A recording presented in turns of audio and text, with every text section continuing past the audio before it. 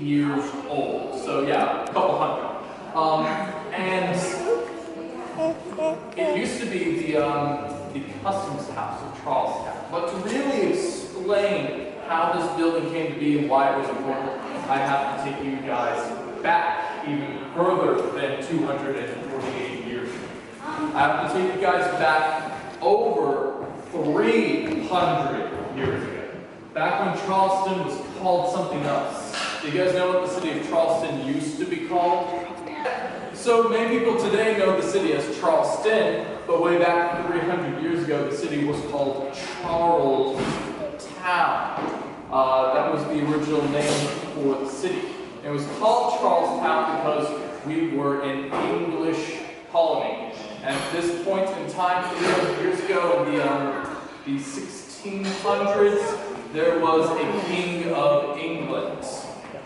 This guy, right over here.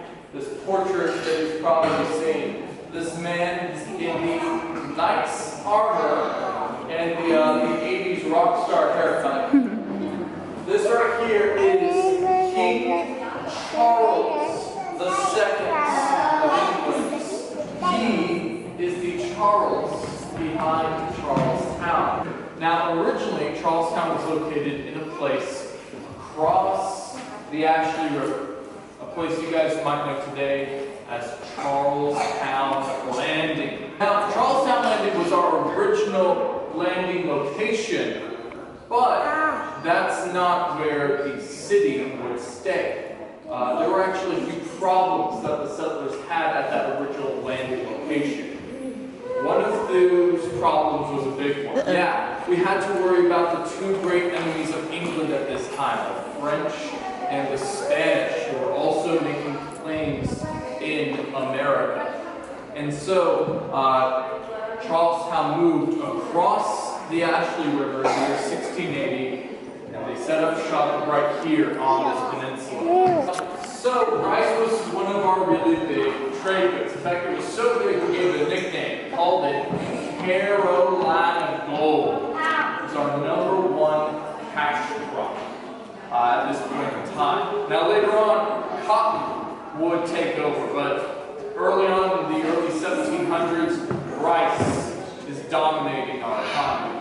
And then the other big cash crop, I think we said it too, was indigo. Now indigo, it starts out as a plant. Believe it or not, this little rock-looking thing that I hold in my hands, this used to be a plant, this used to be a flower. But then you process that plant, and it is eventually transformed through this long, difficult fermenting process into indigo, which is that little blue rock there. And that blue rock is then used to create blue dye and blue clothing. It's actually a sign of wealth and status. Now, that's one big reason why we were so wealthy. Now, and you guys were taking a look at some of these items over here too. You probably noticed that there are some items talking about slavery here in Charlestown. That's another reason why we were so wealthy too, because there were enslaved people growing and producing these cash crops on plantations. So that when people suddenly become very wealthy, they tend to spend their money and they want to show it off. That's what Charlestown did. We were incredibly wealthy at this point. We wanted to show it off. And so we did that, ladies and gentlemen. We showed off our money by building a giant, elaborate building and placing it right on the shoreline. So it was the very first thing people saw as they came to the city. You guys want to guess what that building was? Exactly. You guys are standing. The Old Exchange and Provost dungeon. Now again, originally it was the Exchange and Customs House. Customs houses back then were basically places to make money. So if anyone who were a wealthy merchant coming to Charlestown, visiting from another state, and you wanted to sell your goods and trade, this is the building you would come to in order to pay. Yes, independence, revolution. The Declaration of Independence is signed in 1776. And guys, in August of 1776, on those first steps, you guys all walked up to today, Street, those front steps are where we read a copy of the Declaration of Independence. That's where we announced we were going to be a free and independent state separate from England.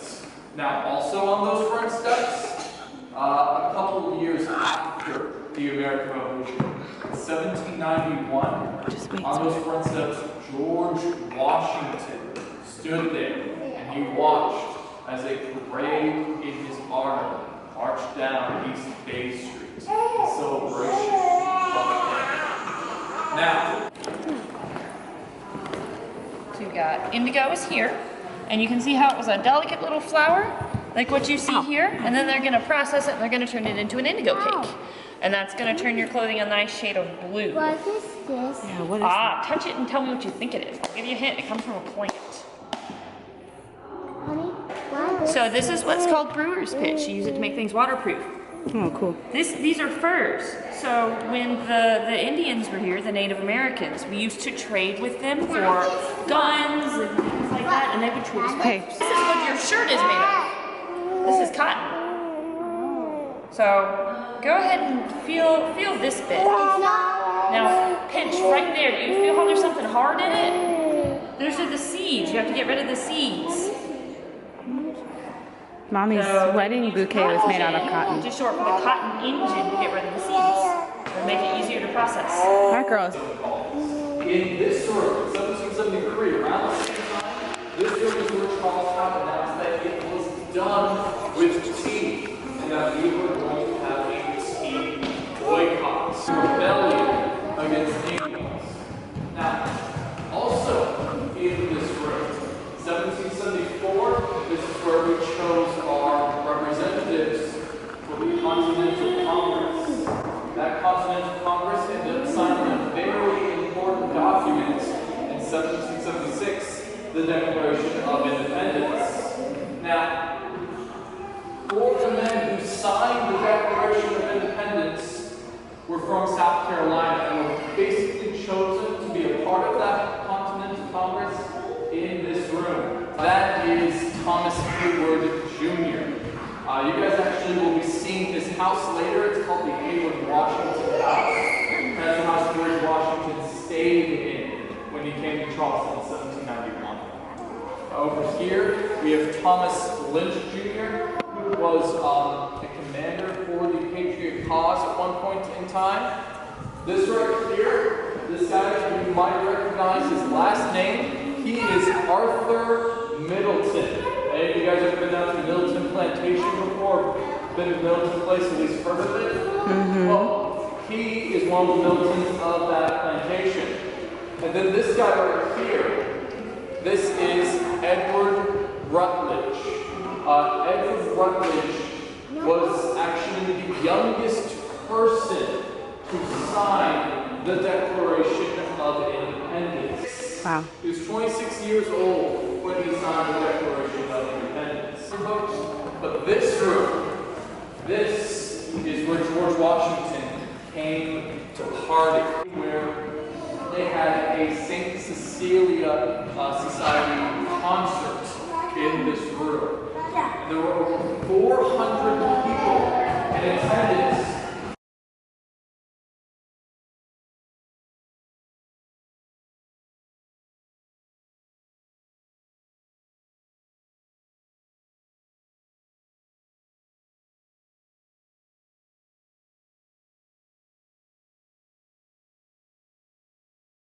I need you to be very, very careful. Because you see, all this brickwork that's here, this is the original brickwork of the building. Cool. This is 250-year-old brickwork that you see here. Bless you. Alright. Now you might remember how I was telling you guys about the walled city of Charlestown 300 years ago. Well, there were two parts of that walled city. There was an earthen wall made out of wood and dirt, but then there was a brick wall facing the Cooper River. Now, fun fact about that brick wall, it wasn't completely destroyed. the brick wall was actually toppled over and buried underneath the city. So that brick wall still exists, it's just buried underneath Charleston. See how this brickwork looks a little bit different from the rest of the brickwork of the building. Notice how this brick looks slightly older, how it's covered in this weird dust. That's because this brick that's curved around the moat, that's a portion of the old seawall of Charlestown. This brick, ladies and gentlemen, is over 300 years old.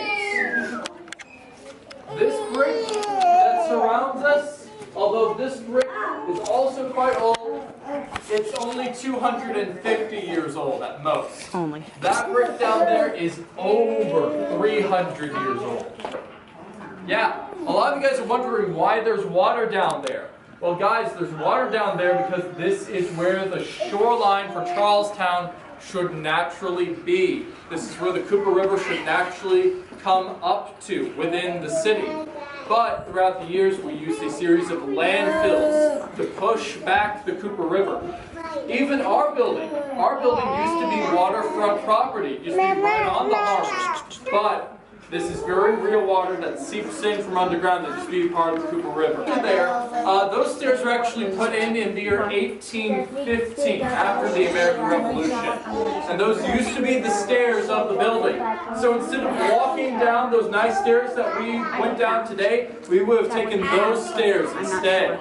But those stairs have been torn down throughout the centuries, and this is the only remnant of it that lasts today. I'm sorry? You said that water seeps in from the harbor? Yes, it seeps in from the Cooper River, and this water will actually rise too, especially during major storms like Hurricane Irma a couple years back. This water got up to like 3 feet higher than it normally does. 300 years ago, that wall was actually used to help defend the city against Blackbeards.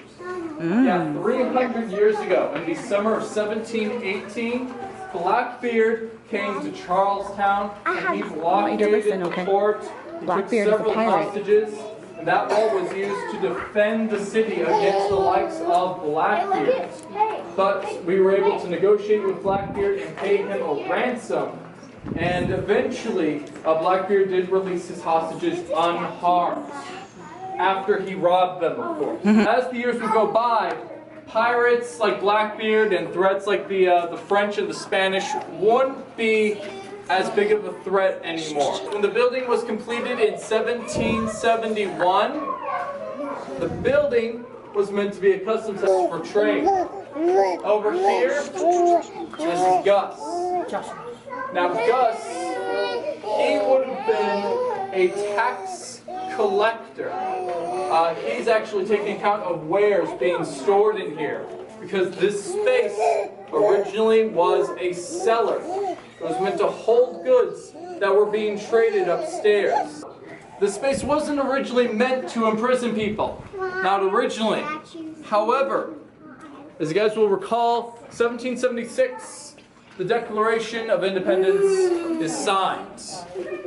During the American Revolution, on May 12th, 1780, the British captured Charlestown.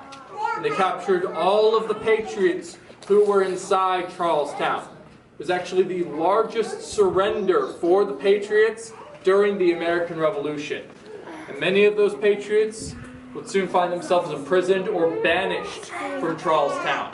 One of the places where they imprisoned patriots was right here, this space. The British saw the Exchange Building and they changed it into a military prison that they called the Provost.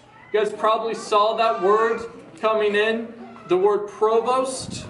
Now, the word provost in this case does mean a military prison, but if any one of you guys here were being held inside of this provost, you would call it the dungeon. For the conditions were so cruel, it felt like a dungeon. Inmates were held primarily right here, in the centermost section. between these two support beams behind the mannequins and these two doors. Now these doors, back in the day, those were your way out. These doors led straight back out to the main street. This wall shouldn't be here at all.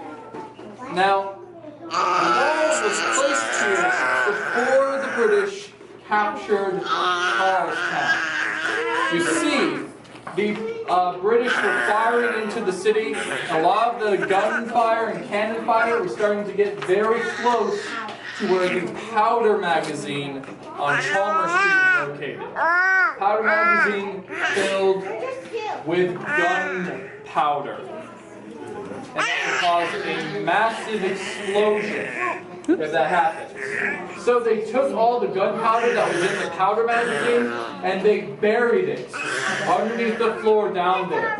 That's what you see when you look inside. It kind of looks like there's two inmates and they're being tortured, but in actuality, it's two patriots burying gunpowder inside of that space.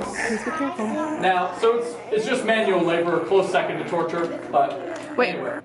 So they buried 7 tons of gunpowder down below there, and then they created a wall blocking it from view.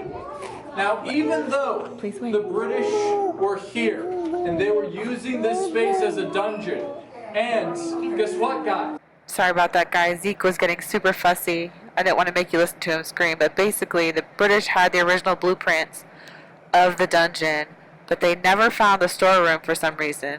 After the war, when we regained the building, we found and recovered 5 tons. The remaining 2 were just destroyed from water and unusable.